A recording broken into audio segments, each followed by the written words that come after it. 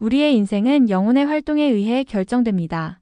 그러나 영혼은 무의식적으로 작용해 우리가 잘 알지 못합니다. 소공자의 강의는 우리의 잠자는 영혼을 깨어있는 삶으로 이끌어줍니다. 이렇게 이 강의는 많은 사람들의 영혼을 깨워줄 것입니다.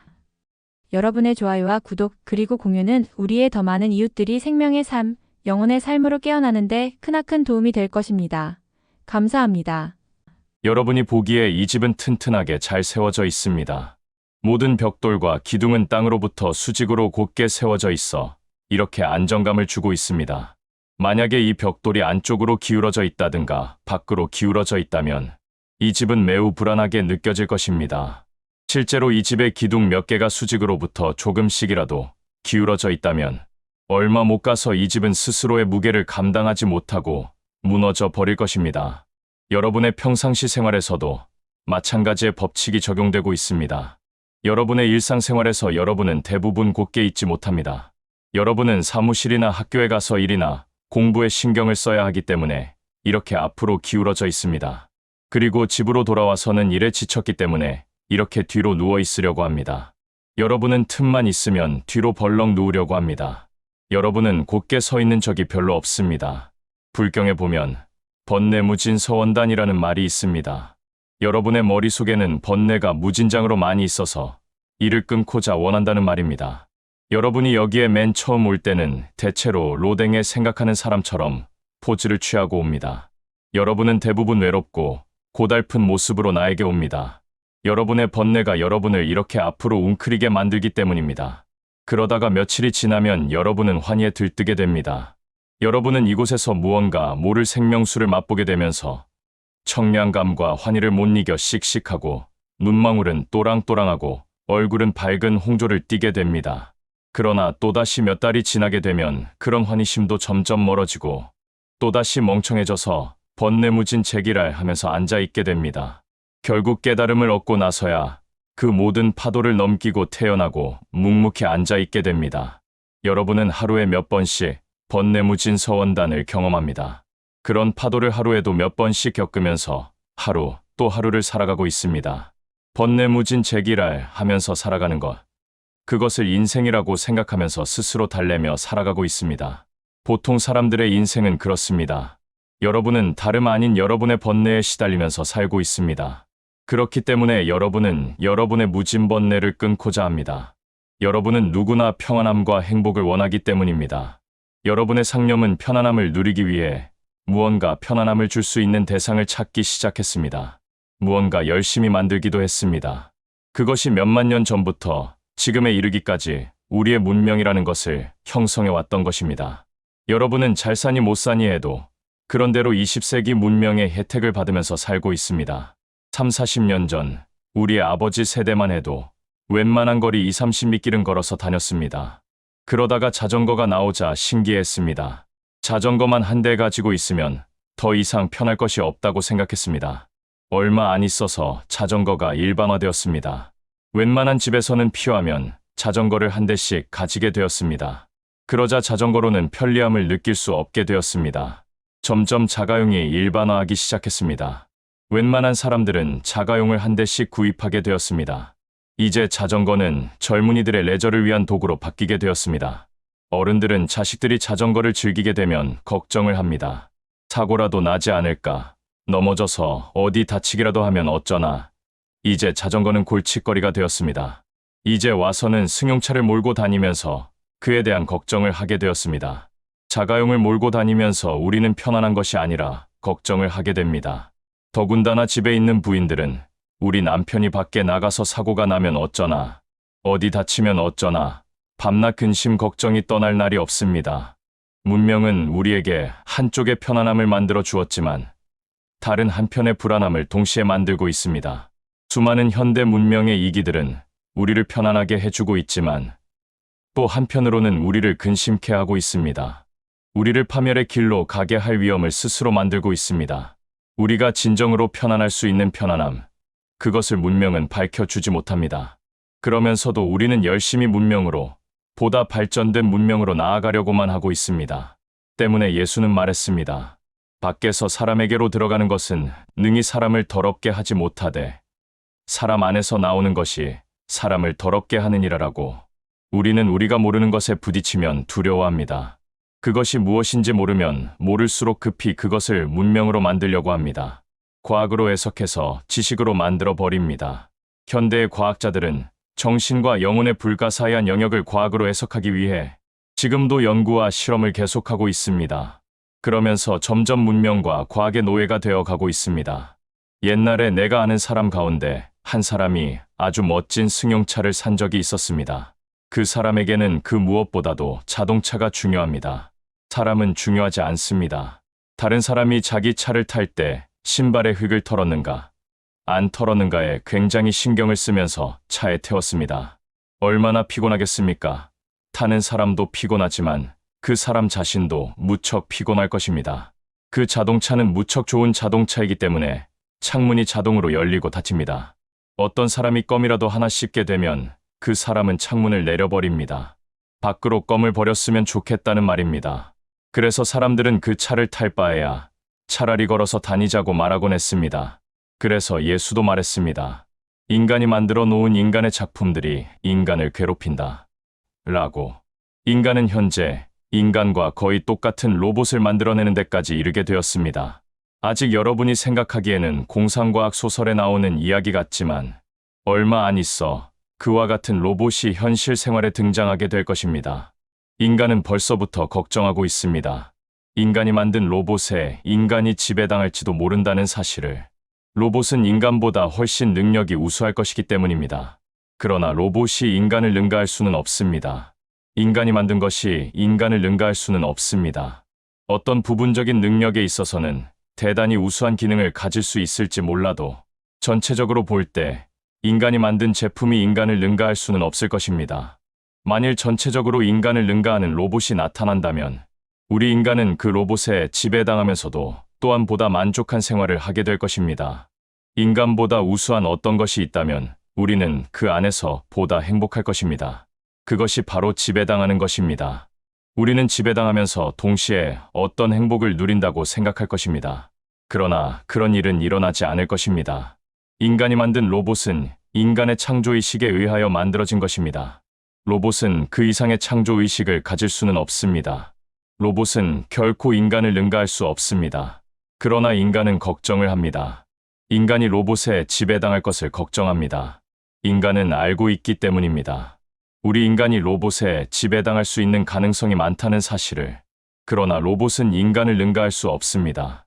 그렇지만 인간을 괴롭힐 수는 있습니다. 인류가 이룩해 놓은 문명은 인간의 존재를 능가할 수 없습니다.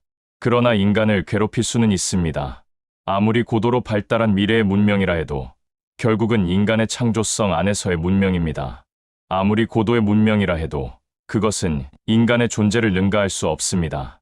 다만 인간을 얼마만큼 편안하게 해주는 대신 얼마만큼 인간을 괴롭힐 수도 있다는 것뿐입니다. 나는 어렸을 때 처음으로 자명종 시계를 가져본 적이 있습니다.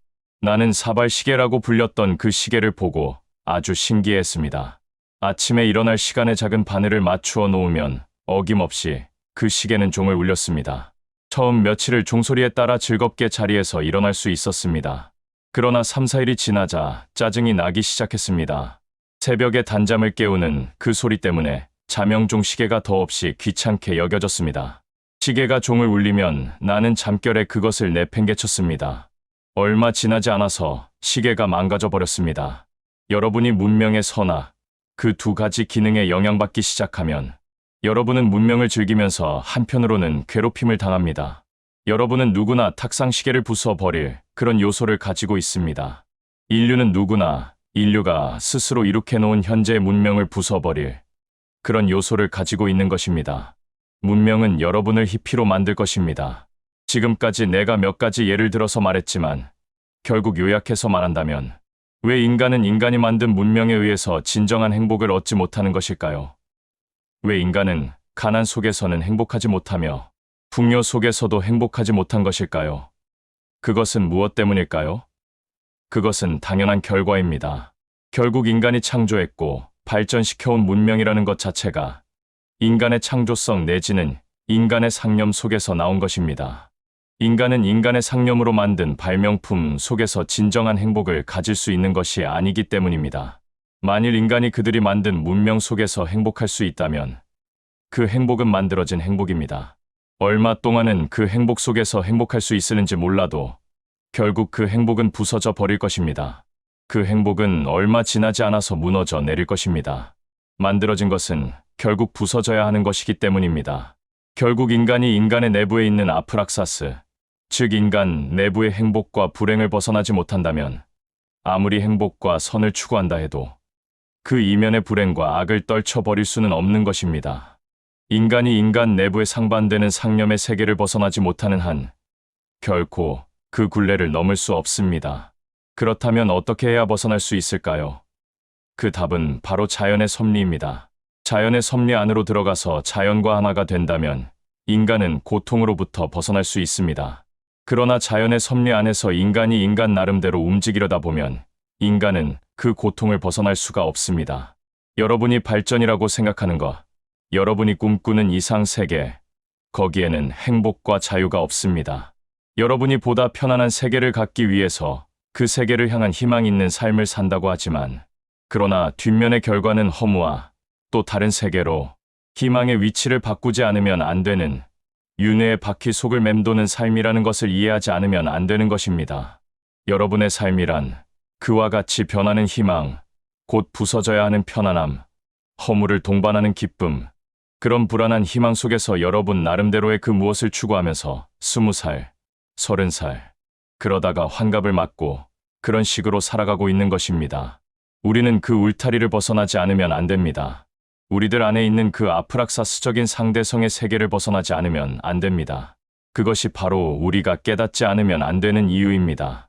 여러분이 깨달음을 얻어야 하는 것은 그 속에 있는 어떤 깊은 안락함이나 어떤 산매의 경지 때문이 아닙니다. 여러분이 도사가 되기 위해 깨닫는 것이 아닙니다. 여러분이 되돌아가지 않으면 안 되는 자연의 섭리 속에 있기 때문입니다. 여러분은 스스로의 존재를 초극하지 않으면 안 되는 운명을 타고났기 때문입니다. 여러분이 이 세상에 태어났기 때문에 그렇습니다. 여러분이 이 세상에 태어났기 때문에 언젠가는 여러분은 죽어야만 합니다. 왜냐하면 자연은 항상 두 가지 성질을 동시에 가지고 있기 때문입니다. 자석을 보면 언제나 한쪽은 N극이고 다른 한쪽은 S극입니다. 하나의 자석은 이러한 상반되는 성질을 동시에 가지고 있습니다. 만일 여러분이 N극의 성질이 필요해서 그 자석을 반으로 자른다면 그것은 다시 N극과 S극으로 나뉘게 됩니다. 여러분이 필요한 것은 N극이었습니다. S극을 요구하지 않았습니다. 그러나 자석은 그렇게 되어주지 않습니다. 다시 반으로 쪼개고 쪼개서 원자의 상태까지 쪼갠다 해도 결국 그 원자 역시 N극과 S극으로 이루어져 있다는 것을 발견하게 될 것입니다. 그것은 만물이 이루어져 있는 이치이기 때문입니다. 여러분은 한쪽만을 원합니다. 여러분은 기쁨과 행복과 사랑과 편안함을 원합니다. 그러나 그것은 가질 수가 없습니다. 여러분이 보다 현명하다면 두 가지를 동시에 이해하지 않으면 안 됩니다. 여러분은 작용과 반작용, 창조와 파괴를 동시에 이해하지 않으면 안 됩니다. 만일 여러분이 이 상반되는 두 가지 성질을 분명하게 이해한다면 여러분이 살고 있는 이 세계가 거대한 상념의 건축물이라는 것을 알게 될 것입니다. 그 세계에서 아무리 교묘하게 또는 훌륭하게 살아남는다 해도 그것은 진정 허무한 일이라는 것을 알게 될 것입니다. 그리고 그것은 몹시 위험한 것이므로 그곳으로부터 벗어나지 않으면 안 된다는 것을 알게 될 것입니다. 여러분이 살고 있는 세계, 그곳이 외부의 세계든 당신 내면의 세계든 그 세계로부터 벗어나지 않으면 안 된다는 것을 분명히 알게 될 것입니다. 여러분은 진정으로 목말라서 깨달음을 구하고자 할 것입니다. 여기에 모인 여러분은 깨달음을 얻고자 왔을 것입니다. 그리고 그 상태에 이르고자 힘쓰고 있을 것입니다. 그러나 어느새 여러분은 의존하려고 합니다. 나에게 기대어서 무언가 얻어내려고 하고 있습니다. 깨달음은 그런 식으로 얻어지지 않습니다. 깨달음은 그렇게 해서 구할 수 있는 것이 아니기 때문입니다. 내가 여러분에게 여러분 자신을 나에게 맡기라고 하는 것은 여러분의 짐을 덜어주고 또 여러분의 힘을 집중시켜주기 위해서입니다. 여러분이 나에게 매달리려 하면 안 됩니다. 나로부터 무언가 얻어가지려 해서는 안 됩니다. 그리하면 여러분의 짐은 점점 더 무거워질 것입니다. 여러분이 이리 몰리고 저리 휩쓸리는 그 마음의 세계를 여기에 내려놓고 이제 여러분은 여러분의 에고의 세계를 뚫고 나와야 합니다. 이제 여러분이 해야 할 일은 여러분 스스로의 세계를 벗어나는 일입니다. 그것은 그렇게 쉬운 일이 아닙니다. 여자들은 결혼해서 아기를 낳습니다. 여자가 아기를 낳는다는 것은 쉬운 일이 아닙니다. 여자가 아기를 낳는 순간은 있는 힘을 다하지 않으면 안 됩니다. 그 순간 사력을 다하지 않으면 안 됩니다. 바로 거기에 새로운 탄생이 이루어집니다. 나무가 열매를 맺는 것도 마찬가지입니다. 그 무엇이든지 하나의 결실이 이루어지기 위해서는 그런 사력을 다한 힘이 들어가지 않으면 안 됩니다. 여자가 아기를 낳을 때 자기를 위해 낳는 것은 아닙니다. 아기를 위해 낳는 것도 아닙니다. 누구를 위해 낳는 것도 아닙니다. 그런 생각을 할 여지가 없습니다. 지금 이 순간 사력을 다하지 않으면 안 됩니다. 바로 이와 같이 있는 힘을 다하지 않으면 여러분에게는 변화가 일어나지 않습니다. 여러분은 반드시 그러한 과정을 거치지 않으면 안 되는 것입니다. 다음 영상에서 계속됩니다.